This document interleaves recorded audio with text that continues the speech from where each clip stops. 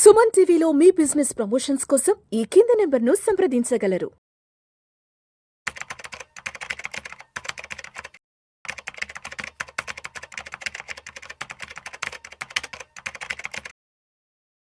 నమస్తే, నేను జీవి సత్యనారాయణ.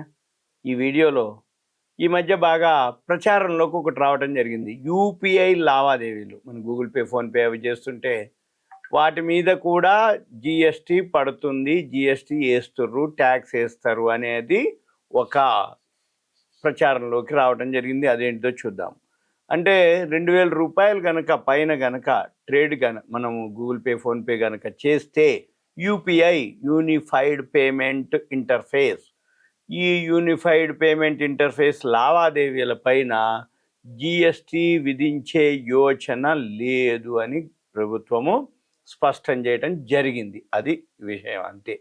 అయితే ఈ మధ్యకాలంలో బాగా ప్రచారంలోకి ఏం జరుగుతుంది, 2000 రూపాయలు ఏదైతే మనం చేస్తామో 2000 రూపాయలు కనుక పైన చేస్తే ఆ లావాదేవీలపై జిఎస్టీ విధిస్తుంది అని ఒక ప్రచారంలోకి రావడం జరిగింది.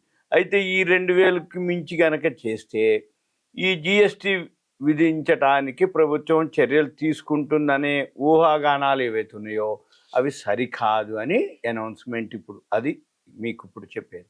అయితే దీని మీద ప్రస్తుతం అలాంటి ప్రతిపాదనే మా దగ్గర లేదు అని ప్రభుత్వం చెప్పడం జరిగింది.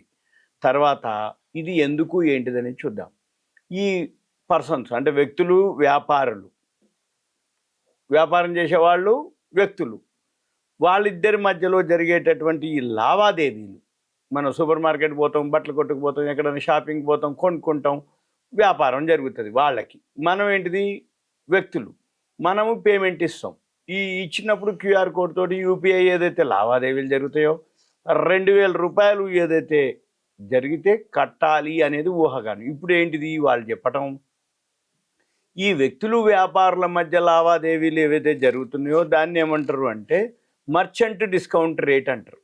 ఈ మర్చెంట్ డిస్కౌంట్ రేటు రుసుము లేదు ఇప్పటి వరకు.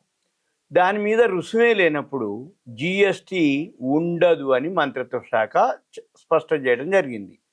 అయితే ఈ మర్చెంట్ డిస్కౌంట్ రేటు రుసుము ఏదైతే ఉందో అంటే దీని మీద మనం కొనుక్కున్నాం, ఒక 1000 రూపాయలకో 2000కో వస్తువులు కొన్నాం, లేకపోతే బట్టలు, సూపర్ మార్కెట్, కిరాణా కొట్టు, హోటలు, ఎక్కడన్నా సరే నువ్వు ఏదైనా చేసినావు, దాని బిల్లే నువ్వు పే చేస్తున్నావు. కాబట్టి దాని మీద రుసుమే లేదు, అందుకని జిఎస్టీ లేదు. దాని వరకు ఆ లెక్కలు వేరే, ఆ టర్న్ ఓవర్ అవన్నీ.